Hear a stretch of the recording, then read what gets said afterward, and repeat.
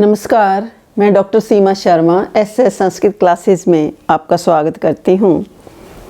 इससे पहली वीडियो में हमने अभिज्ञान शकुंतलम के कुछ श्लोक किए, उससे अगले श्लोक करते हैं हम। इससे पहले हमने क्या पढ़ा कि किस प्रकार जो तपस्वी है राजा दुष्यंत को बाण समेटने को कहता है। क्या कहता है कि हे राजन, कि आपका बाण जो है निरपराध व्यक्तियों पर प्रहार करने के लिए नहीं है, अपितु क्या है, पीड़ित व्यक्तियों की रक्षा करने के लिए है। तो फिर तपस्वी राजा क्या कहता है कि ठीक है, मैंने तुम्हारा इस प्रकार का कथन जो है स्वीकार कर लिया है। तो तपस्वी क्या कहते हैं कि हम समिधा लाने के लिए जा रहे हैं। ये समीप ही हमारे गुरु का आश्रम है, काश्यप जो ऋषि हैं उनका आश्रम है, आप वहाँ जाकर के अतिथि सत्कार को ग्रहण कीजिए। तपस्वी क्या कहता है, तपस्वी क्या कहते हैं, धर्म्यास्तपोधनानां प्रतिहत विघ्ना क्रिया सम अवलोक्य ज्ञायसी कियद भुजो में रक्षति मौर्वी किणांकिति। तो क्या कहते हैं तपस्वी, किस प्रकार कि तपस्वियों के नष्ट हुए विघ्नों वाले धार्मिक कार्यों को देखकर तपोधनानां कि तपस्वियों के प्रतिहत विघ्ना कि नष्ट हुए विघ्नों वाले धर्म्या क्रिया धार्मिक क्रियाओं को सम अवलोक्य मैंने देख करके निश्चित रूप से आप जान जाएंगे कि मौर्वी किणांक इति कि धनुष की डोरी के सूखे घाव के चिन्हों से युक्त भुजा कियत रक्षति कि मेरी भुजा जो है कितनी रक्षा करती है। यानी तपस्वी क्या कहते हैं राजा, तपस्वियों के नष्ट हुए विघ्नों वाले इस धार्मिक क्रियाओं को देख करके तुम ये निश्चित रूप से जान जाओगे कि धनुष की डोरी के सूखे घाव के चिन्ह से युक्त मेरी भुजा कितनी रक्षा कर रही है। यानी कहने का भाव ये है कि महर्षि कण्व के जो शिष्य हैं राजा दुष्यंत को आश्रम में जाने का निवेदन करते हैं और राजा वहाँ जाकर स्वयं देख ले कि उनकी तेजस्वी प्रताप से नगर आदि के समान ही तपोवन भी सर्वथा विघ्न और बाधा से रहित हैं और तपस्वी अपने सभी धार्मिक क्रियाओं का सहजता से संपन्न कर लेते हैं। यानी हर कार्य जो है जो तपस्वी हैं वो अच्छी प्रकार से संपन्न कर लेते हैं। तो फिर राजा क्या कहता है कि ठीक है, तो यहाँ पर ही कुलपति का आश्रम विद्यमान है, समीप में ही कुलपति का आश्रम क्या है, विद्यमान है। फिर तपस्वी उसमें क्या जवाब देते हैं कि आज ही अनिंदनीय पुत्री शकुंतला को अतिथि सत्कार के लिए नियुक्त करके उसके प्रतिकूल भाग्य को शांत करने के लिए महर्षि कण्व जो हैं सोम तीर्थ स्नान पर गए हैं। तपस्वियों के बाद फिर राजा और सारथी को क्या कहता है कि यहाँ पर ही घोड़ों की लगामों को रोका जाए, क्योंकि पुण्य आश्रम के दर्शन से राजा अपने आप को क्या है, पवित्र करना चाहता है। फिर राजा क्या कहता है सारथी को कि तुम यहाँ पर किम न पश्यति भवान, कि तुम क्या यहाँ नहीं कुछ देख पा रहे। निवारा शुक गर्भ कोटर मुख भ्रष्टास तरुणाम अधय प्रसनिग्धा क्वचिद इंगुदी फल भिदय सुच्यंत एव उपला विश्वास उपगमाद अभिन गते शब्दम सहनते मृगास तोयाधार पथाश्चय बलकल शिखा निश्यंद लेखांकिता। तो राजा क्या कहता है सारथी को कि निश्चित रूप से क्या आप नहीं देख पा रहे हैं, क्योंकि तरुणाम अधय, फर्स्ट पंक्ति के अंतिम से शुरू करते हैं हम कि तरुणाम अधय कि वृक्षों के नीचे शुक गर्भ कोटर मुख भ्रष्टा निवारा दृश्यन्ते कि तोतों के मुख से गिरे हुए मध्य भाग वाले खोखरों के मुख से गिरे हुए छोटे छोटे धान के कण जो हैं दिखाई दे रहे हैं। निवारा मैंने कि चावल के छोटे छोटे जो धान के कण हैं वो दिखाई दे रहे हैं, क्योंकि यहाँ पर कहीं कहीं क्या है, तरुणाम अधय कि वृक्षों के नीचे तोतों से युक्त मध्य भाग वाले जो खोखर हैं उनके मुख से गिरे हुए जंगली जो चावल हैं, निवार के जो दाने हैं, चावल जो हैं दिखाई पड़ रहे हैं। तथा कहीं पर चिकने इंगुदी फल भिदय, कहीं पर क्या है, इंगुदी फल भिदय प्रसनिग्धा उपला सुचयन्ते और कहीं पर क्या है कि इंगुदी के फल को तोड़ने वाले चिकने पत्थर दिखाई दे रहे हैं। यानी आश्रम में तपस्वी लोग जो हैं क्या करते हैं कि छोटे छोटे जो इंगुदी के फल हैं उन इंगुदी के फलों को क्या करते हैं, तोड़ते हैं। तो उनसे तोड़ने के कारण पत्थर कैसे दिखाई दे रहे हैं, चिकने दिखाई दे रहे हैं। तथा विश्वास उपगमाद अभिनगत्या शब्दम सहनते मृगा, और अत्यधिक विश्वास के उत्पन्न हो जाने के कारण, विश्वास उपगमाद के अत्यधिक विश्वास के उत्पन्न हो जाने के कारण अभिनगत्या गति को न बदलने वाले मृगा शब्दम सहनते, कि मृग जो हैं उस रथ की शब्द को क्या है, सहन कर पा रहे हैं।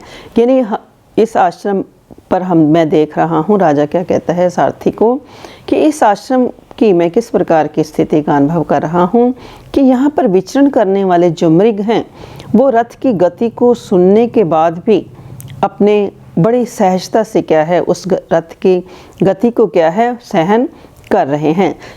अर्थात अत्यधिक विश्वास हो जाने के कारण अपनी गति को न बदलने वाले मृग भी जो हैं रथ की गति के शब्द को क्या है, सहन कर पा रहे हैं। तथा कहीं कहीं पर तोयाधारश्च कि जलाशयों के जो मार्ग हैं,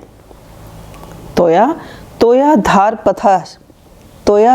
पथा कि जलाशयों के मार्ग वल्कल शिखा निश्यंत लेखांकिता, कि वल्कल वस्त्रों के किनारों से टपकने वाले जल बिंदुओं की रेखाओं से क्या है, अंकित दिखाई देते हैं।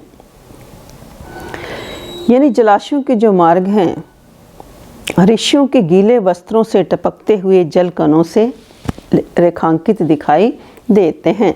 यानी जो तपस्वी लोग होते थे क्या करते थे कि जब जलाशय में स्नान करने के बाद वो जो एक वस्त्र होता था उसको क्या करते हैं, कंधे पर डाल लेते हैं। तो उनके जो मार्ग हैं उन वल्कल वस्त्रों से टपकते हुए जल के चिन्हों से क्या है, उस महर्षि कण्व का जो रास्ता है वो निश्चित रूप से दिखाई पड़ रहा है। तो एक बार दोबारा से देख लेते हैं। तो राजा सारथी को क्या कहता है कि किम न पश्यति भवान निवाराशुक गर्भ कोटर मुख भ्रष्टास तरुणा मधय प्रसनिग्धा क्वचिद इंगुदि फल भिदय सुचियंत एव उपलह विश्वास उपगमाद अभिनगते शब्दम सहन्ते मृगास्तोया धार पथाश्चे वल्कल शिखा निश्यंद लेखांकिता। तो राजा दुष्यंत क्या कहते हैं सारथी को कि समीप ही, कि यहाँ समीप ही कहीं पर कि वृक्षों के नीचे के आश्रम की जो भूमि है उसके समीप ही वृक्षों के नीचे तोतों से युक्त मध्य भाग वाले खोखरों के मुख से गिरे हुए क्या है, निवार के दाने दिखाई पड़ रहे हैं। और कहीं पर इंगुदी के फलों को तोड़ने वाले चिकने पत्थर दिखाई दे रहे हैं। और कहीं पर अत्यधिक विश्वास उत्पन्न हो जाने के कारण गति को न बदलने वाले मृग क्या हैं, रथ के शब्द को सहन कर रहे हैं। यानी मृग जो हैं बड़े भय रहित होकर के आश्रम की भूमि में विचरण कर रहे हैं। तथा जलाशयों के जो मार्ग हैं वल्कल वस्त्रों के किनारों से टपकते हुए जल बिंदुओं की रेखाओं से अंकित दिखाई पड़ रहे हैं। फिर सारथी क्या कहता है कि ठीक है, सब कुछ ठीक है। कि फिर राजा कुछ दूर जाकर स्तोकम अंतरम गत्वा, कुछ दूर जाकर और थोड़ा रुक करके कुल्या अंबो भी पवन चपलई शाखिनो द्योत मूला भिन्नो रागे किसलई रुचाम आज्य धूम उद्गमेन एते च अर्वाक उपवन भुवि छिन्न दर्भा अंकुरायाम नष्टा शंका हरिण शिशो मंद मंदम चरंती। तो राजा फिर दोबारा से क्या कहता है सारथी को कि मानो वृक्ष कैसे हैं कि आश्रम की भूमि के समीप शाखिनो पवन चपलई कुल्या अंबोभि द्योत मूला, कि शाखिनो मैंने वृक्ष जो हैं पवन चपलई की वायु से हिलाए हुए जो छोटी नदियों के जलों से क्या है, कैसे हो गए हैं, द्योत मूला धुली हुई जड़ों वाले हो गए हैं। आज्य धूम उद्गमेन किसलयम रुचाम रागे भिन्न दृश्यते, तथा यज्ञ के धुएं के कारण, यानी यज्ञ जो धुआं है उस यज्ञ के घृत के धुएं के निकलने से पत्तों की जो कांति की जो लालिमा है वो कैसी दिखाई दे रही है, भिन्न प्रकार से दिखाई पड़ रही है। यानी आसपास वृक्ष हैं, जहाँ आश्रम महर्षि कान्व का आश्रम है, आसपास क्या है, वृक्ष हैं, और वहाँ जो महर्षि कान्व के द्वारा जो यज्ञ किया जाता है, उस यज्ञ घृत के धुएं के निकलने से किसलियों की जो कांति है वो कैसी हो गई है, भिन्न प्रकार की दिखाई देती है। यानी उनमें एक अलग प्रकार की जो लालिमा है वो दिखाई पड़ रही है। इति च हरिण शिश्वाशिन दर्भ अंकुरायाम उपवन भूवि अवाक नष्टा शंका मंद मंदम चरंती। और यहाँ पर राजा क्या कहता है कि छोटे छोटे जो मृगों के बच्चे हैं, मानो काटी हुई कुशाओं के अंकुर वाली जो समीप ही उपवन की भूमि है, उस भूमि पर क्या है, डर से रहित होकर धीरे धीरे क्या कर रहे हैं, विचरण कर रहे हैं। दोबारा से एक बार देख लेते हैं। कुल्या अंबो भी पवन चपलई शाखिन्यो द्योत मूला भिन्नो रागे किसलय रुचाम आज्य धूम उद्गमेन एते च आर्वाग उपवन भुवि छिन्न दर्भा अंकुरायाम नष्टा शंका हरिण शिष्यो मंद मंदम चरंती। कि वृक्ष कैसे हो गए हैं कि वायु से हिलते हुए छोटी नदियों के जलों से क्या है, धुली हुई जड़ वाले हो गए हैं। और यज्ञ का जो धुआं है, उसके धुएं से जो छोटे छोटे पत्तों की कांति की कैसी हो गई है, उनकी जो लालिमा है, पत्तों किसलियों की कांति की लालिमा कुछ अलग प्रकार से दिखाई दे रही है। और जो मृगों के छोटे छोटे बच्चे हैं, उस काटी हुई विच्छिन्न काटी हुई कुशा के अंकुर वाली उपवन की उस भूमि पर क्या है, बड़े भय से मुक्त होकर के धीरे धीरे विचरण कर रहे हैं।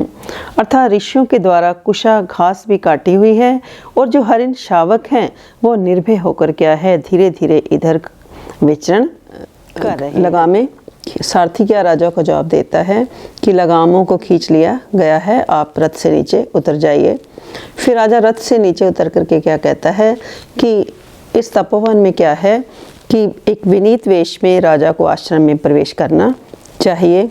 तो राजा जो राजसी वेश है उसको आभूषण सारथी को दे देता है। शांतम इदम आश्रम पदम सफुरति च बाहु कुतः फलम इह अस्य भवितव्यानाम द्वाराणि सर्वत्र। तो राजा क्या देखता है, क्या अनुभव करता है कि यह आश्रम का स्थान कितना अधिक शांत है और मेरी भुजा क्या है, फड़क रही है। बाहु कुतः फलम एहस्य, बाहु सफुरति, मेरी भुजा फड़क रही है, और इसका क्या फल हो सकता है, अथवा क्या है कि भवितव्यानाम द्वाराणि सर्वत्र भवन्ति, कि होनहार जो होने वाली जो घटनाएं होती हैं उनके द्वार क्या हैं, सर्वत्र ही होते हैं, कि जो होना होता है वह कहीं भी हो सकता है। तो राजा का कहने का भाव यहाँ पर क्या है कि जो होना होता है, भवितव्यानाम, कि होने वाली जो घटनाएं हैं उनके द्वार क्या हैं, हर जगह ही खुले होते हैं, कि जो होना होता है वह कहीं पर भी हो सकता है। फिर राजा फिर कान लगा करके क्या देखता है कि वृक्ष वाटिका की ओर कुछ युवतियों का जो है आलाप वार्तालाप सा सुनाई पड़ रहा है। तो क्या इधर उधर देखता है तो क्या देखता है कि ये जो तपस्वी कन्याएं हैं अपने अपने अनुरूप सींचने के घड़ों से छोटे छोटे वृक्षों को क्या है सींचती हुई इधर इस तरफ ही आ रही हैं। तो फिर क्या कहता है उनको देख करके कि इनका सौंदर्य जो है कितना मनोहर है। तो राजा फिर छाया का आश्रय लेकर के उनकी प्रतीक्षा करता है। तो अनुसुईया क्या कहती है, हला शकुंतले की हली सखी शकुंतला तो अपि खलु तावत कन्वस्य आश्रम वृक्ष का प्रिया इति तर्कयामि ये नव मालिका कुसुम पेलवा अपि त्वम एतेषु आलवाल पूर्णेषु नियुक्तः। तो अनुसुईया क्या कहती है कि सखी शकुंतला की मैं ऐसा समझती हूँ कि महर्षि कण्व के द्वारा आश्रम के छोटे छोटे जो वृक्ष हैं तुझसे भी अधिक प्रिय हैं, जिस कारण इन नवमालिका के पुष्प के समान कोमल भी तुम्हें इन थावलों के भरने के काम में नियुक्त किया गया है। यानी अनसुया का कहने का भाव ये है कि महर्षि कण्व को क्या है कि आश्रम के छोटे छोटे वृक्ष तुमसे भी अधिक प्रिय हैं, और इसीलिए तुम्हें क्या है कि नवमालिका के पुष्प के समान इन कोमल वृक्षों के सींचने के कार्य में क्या है तुम्हें नियुक्त किया गया है। फिर शकुंतला क्या कहती है कि ठीक है कि मेरा भी उनके प्रति है अनसुया, कि मेरा भी उनके प्रति क्या है सहोदर सह प्रेम है, कि जैसे ही एक ही उदर से उत्पन्न होने वाले भाई बहन का आपस में स्नेह होता है, मेरा भी इन वृक्षों के प्रति उस प्रकार का स्नेह है। फिर दूसरी सखी भी इस प्रकार ही शकुंतला को बार बार इस विषय में ही कहती है। तो राजा क्या है निर्वर्णे सकौतुकम, राजा बड़ी उत्कंठा से देखते हुए कि निश्चित रूप से इयं सा कण्व दोहिता शकुंतला, कि यह कण्व की पुत्री शकुंतला है। तो यदि आप मेरे चैनल पर नए हैं तो इस एसएस संस्कृत चैनल को लाइक करें, सब्सक्राइब करें और शेयर ज़रूर करें, और अपने कमेंट, अपने जो सुझाव हैं, सजेशन जो हैं, कमेंट बॉक्स में जा कर के ज़रूर दें, और वीडियो को अंत तक ज़रूर देखें। तो राजा क्या कहता है, शुद्धांत दुर्लभम इदम बपु आश्रम वासिनो यदि जनस्य दूरीकृता खलु गुणै उद्यान लता वन लता भी। तो राजा क्या कहता है कि निश्चित रूप में कि इस तपोवन में इस प्रकार का जो सौंदर्य है यदि किसी आश्रम में रहने वाले व्यक्ति का है, तो तब तो निश्चित रूप से गुणों में, तब तो निश्चित रूप से क्या है कि वन लता भी, वन की लताओं के द्वारा, गुणई गुणों के द्वारा, गुणों से क्या है उद्यान लता भी दूरीकृता, उपवन की लताओं को क्या है अपमानित कर दिया गया है। यानी इस प्रकार इस आश्रम में यदि इस प्रकार का सौंदर्य है, आश्रम में रहने वाले किसी व्यक्ति का इस प्रकार का यदि सौंदर्य है, तो वन की लताओं के द्वारा गुणों से क्या है कि उपवन की लताओं को भी क्या है अपमानित कर दिया गया है, अपमानित कर दिया गया है। तो राजा फिर क्या कहता है कि ठीक है, भवतो पादप अंतरित एव विश्रब्धम तावद एनाम पश्यामि, कि वृक्ष की ओट में छिपा हुआ मैं इनको बड़े विश्वास से देखता हूँ, और वैसा ही करता है। फिर शकुंतला एषे वातिरित पल्लव अंगुली भी त्वरति अतीव मां बकुल वृक्षः यावद एनम संभावयामि। तो शकुंतला क्या कहती है कि यह जो बकुल का वृक्ष है मानो वायु से हिलाई हुई पल्लव रूपी उंगलियों से मुझसे क्या है जल्दी जल्दी सींचने की बात कर रहा है, तो मैं इसको पानी जा कर के देती हूँ, इसको सींचती हूँ। तो ऐसा करती हुई वो राजा के समीप पहुँच जाती है।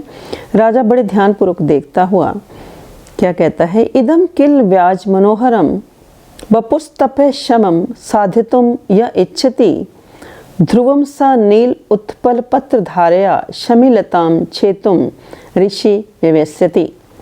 तो राजा शकुंतला को उस अवस्था में देख करके पौधों को सींचती हुई, महर्षि कण्व के आश्रम के छोटे छोटे पौधों को सींचती हुई देख करके राजा क्या कहता है कि निश्चित रूप से जो ऋषि हैं,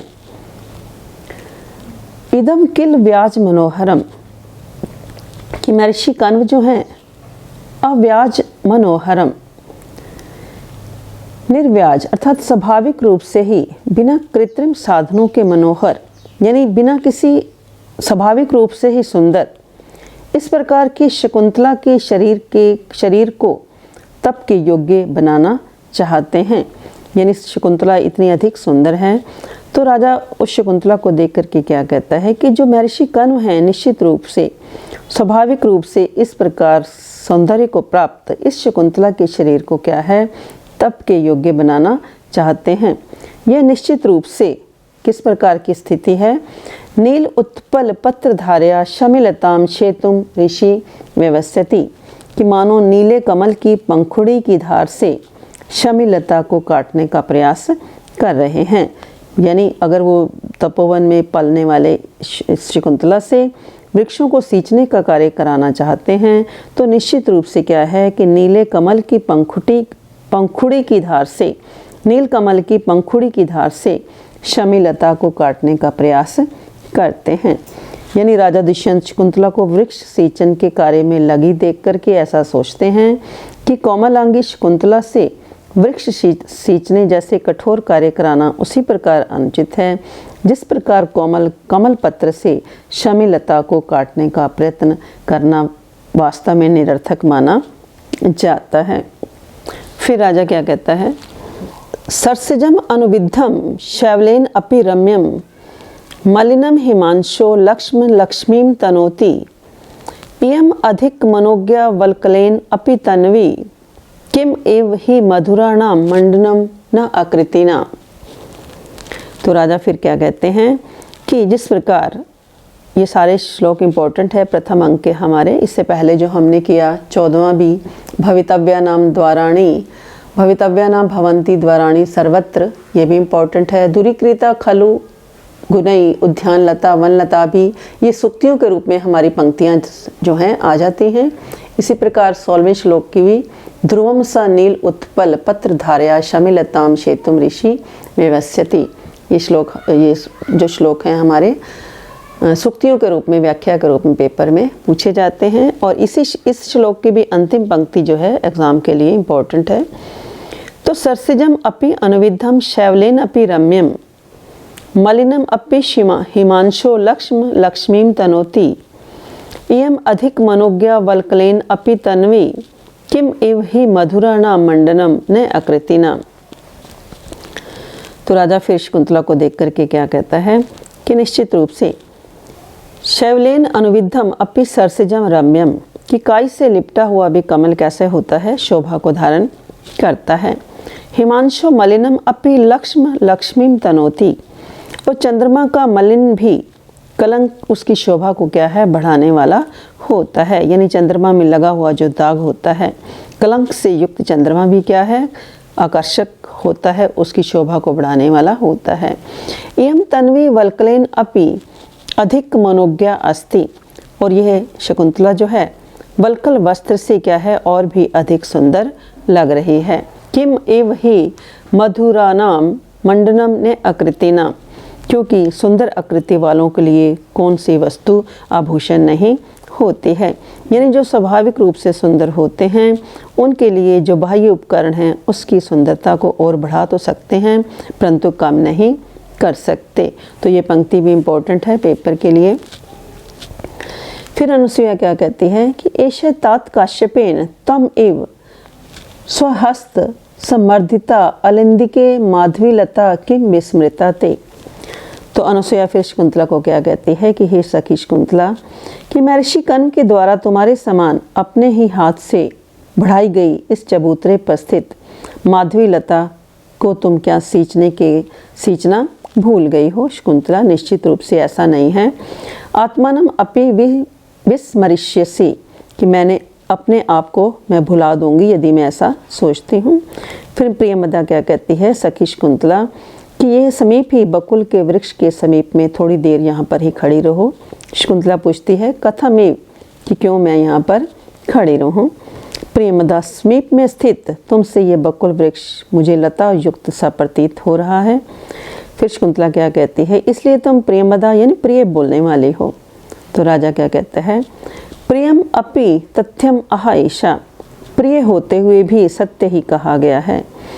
जैसे कि अधर किसला रागय कोमल विटप अनुकारिणो बाहु कुसुमम इव लोभनियम यौवनम अंगेशु सन्नद्धम। तो राजा क्या कहते हैं कि शकुंतला की सुंदरता का वर्णन करते हुए कि शकुंतला के जो अधर हैं वो कैसे हैं, पल्लव के समान किसले रागय अस्थि, कि पल्लव के समान लाल वर्ण के हैं। बाहु कोमल विटप अनुकारिणो, और भुजाएं जो हैं कोमल शाखाओं का अनुकरण करने वाली हैं।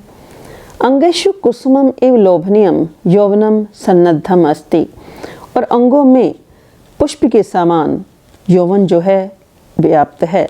अंगों में क्या है कि पुष्प के समान लुभाने वाला यौवन क्या है, यौवन विद्यमान है। अंगों में पुष्प के समान लुभाने वाला यौवन विद्यमान है। तो प्रियमदा शकुंतला को लता के समान कहती है। और राजा दुष्यंत ये बात पूर्णतः यथार्थ, राजा दुष्यंत को यह बात पूर्ण रूप से सही लगती है कि लता में भी लाल लाल पल्लव होते हैं, लंबी लंबी कोमल शाखाएं होती हैं और पुष्पों से भर जाने से अधिक मनोहर लगती है। तो शकुंतला के भी पल्लव जैसे लाल लाल अधर हैं, कोमल अधर हैं, और शाखाएं जैसे लंबी लंबी कोमल भुजाएं हैं, और सारे शरीर में पुष्पों के समान यौवन भरा हुआ है। तो इस प्रकार ये जो हमारा अंतिम श्लोक, ये जो हमारा श्लोक है 18वां, उपमा कालिदास का आपको एक प्रश्न आता है, तो उपमा कालिदास के लिए ये श्लोक जो है सबसे अधिक इम्पोर्टेंट माना जाता है। अधर किसले रागय कोमल विटप अनुकारिणो बाहु कुसुमम इव लोभनीयम यौवनम अंगेशु सन्नद्धम। तो आज के लिए इतना ही। मैं मिलती हूँ अगली नई वीडियो में। धन्यवाद। जय हिंद, जय भारत।